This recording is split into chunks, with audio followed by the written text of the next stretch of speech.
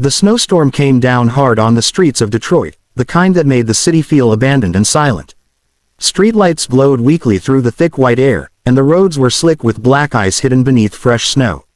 Most people hurried home, heads down, collars up, trying to escape the cold as fast as possible. Near an old, broken bus stop sat a homeless boy named Evan. He was only 12 years old, thin as a shadow, wrapped in a torn hoodie that did little to stop the freezing wind. His shoes were soaked through, his toes numb, but he stood anyway, rubbing his hands together and breathing into them for warmth. He hadn't eaten properly in 2 days. Hunger twisted inside him, but the cold hurt more. Evan watched the road carefully. He knew this street. Cars often skidded here during winter. He had seen accidents before, but tonight felt worse, colder, darker, more dangerous. The roar of motorcycle engines suddenly cut through the quiet. A group of bikers rode slowly through the storm, their headlights slicing the snowfall. They were big men on heavy bikes, dressed in black leather, patches barely visible under layers of snow. Evan stepped back instinctively. He had learned to stay invisible. Then it happened. One of the bikes hit a patch of black ice. The rider lost control in seconds. Metal screamed against pavement as the motorcycle slid out from under him. The man crashed hard, his body slamming into the frozen road. The bike spun away and crashed into a snowbank. Everything stopped. The other bikers braked sharply, surrounding the fallen rider. Evan's heart pounded as he watched from across the street. The man on the ground didn't move. Snow began to settle on his jacket, slowly covering him like a blanket. People nearby looked, then looked away. A car drove past. A shop door closed. Evan hesitated. He was cold. He was scared. These were bikers. Dangerous, everyone said. But then Evan saw something that made his chest tighten. Blood, dark against the white snow, slowly spreading from the man's head.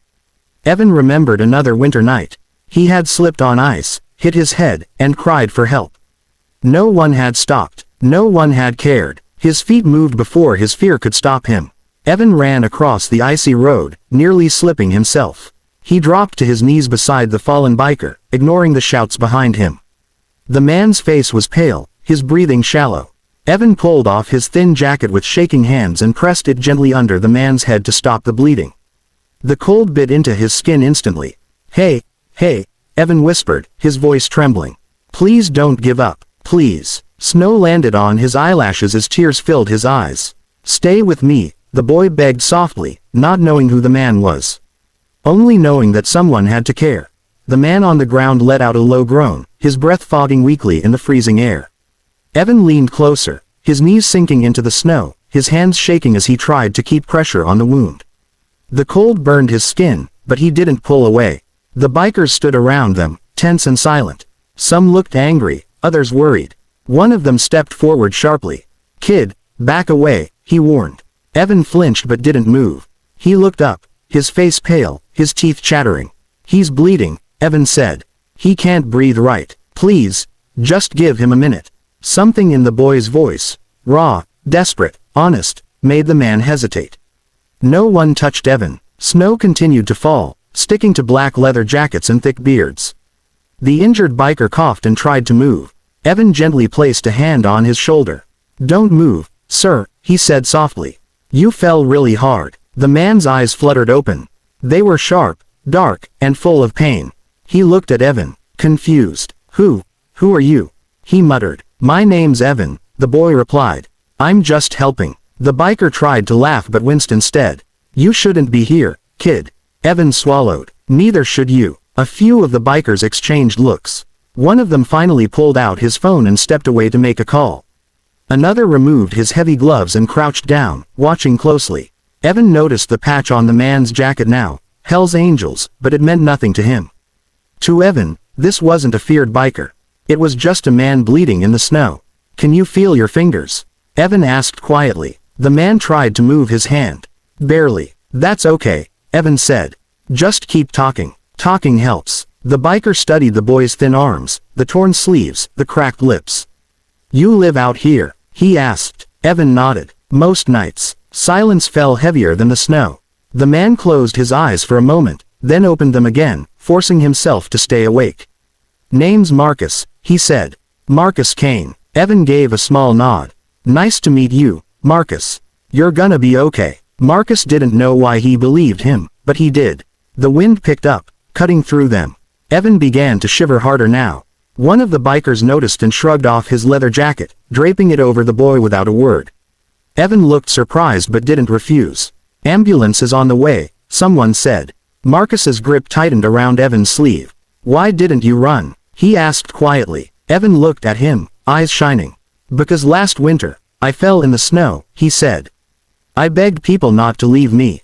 And they did." Marcus felt something crack inside his chest, something far deeper than broken bones.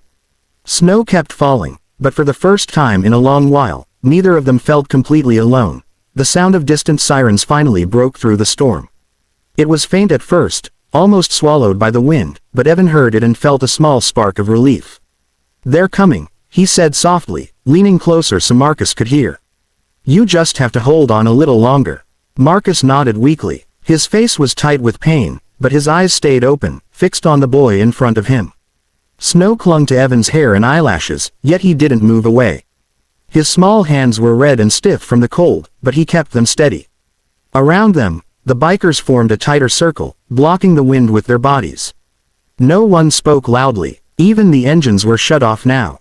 The street felt different, quiet, respectful, almost sacred. Marcus breathed slowly, following Evan's voice. "Talk to me," Marcus murmured. "Tell me something." Evan thought for a moment. "I like summer," he said. "When the nights are warm and I don't have to worry about freezing. I sleep better then." Marcus managed a faint smile. "You deserve better than streets," he said. Evan shrugged. "This is what I got for now." Those words hit Marcus harder than the crash. He had spent years building a life of power and fear, believing strength meant never needing anyone. But here was a child with nothing, offering everything he had: time, warmth, care, to a stranger. The sirens grew louder. Red and blue lights reflected off the snow-covered buildings. "Ambulance is here," one of the bikers said. Paramedics rushed in, moving carefully on the ice. They knelt beside Marcus, checking him quickly but gently. One of them looked at Evan with surprise. "You've been keeping him awake?" she asked. Evan nodded. "Yes, ma'am." "You did good," she said warmly. As they lifted Marcus onto the stretcher, he reached out and grabbed Evan's wrist. His grip was weak but firm enough to stop the boy from stepping back. "Don't disappear," Marcus said quietly. Evan hesitated. "I don't have anywhere else to go." Marcus looked at one of his men. "Make sure he stays warm," he said. There was no argument in his voice, only certainty. A biker handed Evan a pair of gloves and tightened the leather jacket around his shoulders. For the first time in a long while, Evan felt protected. Before the ambulance doors closed, Marcus caught Evan's eyes one last time. "You saved my life," he said. "I won't forget that." The doors shut, and the ambulance pulled away, lights flashing against the snow. Evan stood there, breathing hard, unsure of what would happen next. The storm continued, but the street no longer felt empty. The bikers didn't leave him behind. They stood with him, silent guardians in the snow. For Evan, it was the first night in years where help didn't walk past him. And for Marcus Kane, it was the night a small voice in the cold reminded him what being human truly meant. 3 days later, the snow in Detroit had begun to melt, turning the streets into rivers of gray slush. Evan sat quietly on a bench outside a small community center, his feet swinging nervously. He was warm, for the first time in a long while. The bikers hadn't left him that night. They had taken him somewhere safe, somewhere with heat, food, and people who didn't look through him like he was invisible. Inside the center, Evan had eaten until his stomach hurt. Someone had found him clean clothes. Another had given him a blanket that smelled like soap instead of cold pavement. Still, Evan didn't trust it completely. Good things had a way of disappearing. The door opened. The room went silent. Marcus Kane stepped inside, his arm in a sling, a bandage still visible beneath his collar. He moved slower now, but his presence filled the room just the same. Evan froze, unsure whether to stand or run. Marcus spotted him immediately. He walked over and sat across from Evan, lowering himself carefully. For a moment, neither spoke. "You look better," Marcus said finally. Evan nodded. "So do you." Marcus gave a quiet smile. He slid an envelope onto the table between them but didn't push it forward. "This isn't money to make you go away," he said. "And it's not pity." Evan looked at him, cautious. "Then what is it?" "It's help," Marcus replied. "Real help." A place to stay, school support, people who will check on you. He paused. The kind of help you should have had already. Evan stared at the envelope but didn't touch it. Why? He asked. Marcus exhaled slowly. Because when everyone else walked past me, you didn't. You saw a man, not a name. Not a patch. He leaned forward slightly. I've spent years thinking strength meant fear. That night showed me something different. Evan's fingers finally closed around the envelope. His hands trembled. Not from cold this time. I don't want to owe anyone, Evan said quietly. Marcus met his eyes. You don't. You already paid. By reminding me who I was before the world hardened me. Outside, a group of bikers waited, engines silent. They weren't there to intimidate. They were there to make sure a promise was kept. Evan stood, unsure what to say. Marcus placed a gentle hand on his shoulder. You didn't just save my life in the snow, he said. You changed its direction. As Evan walked back inside the warmth of the center, he felt something unfamiliar settle in his chest, hope. That winter, stories spread through Detroit about a homeless boy and a Hells Angels leader. But the truth was simpler. On a frozen night, a child chose compassion. And a man chose to change.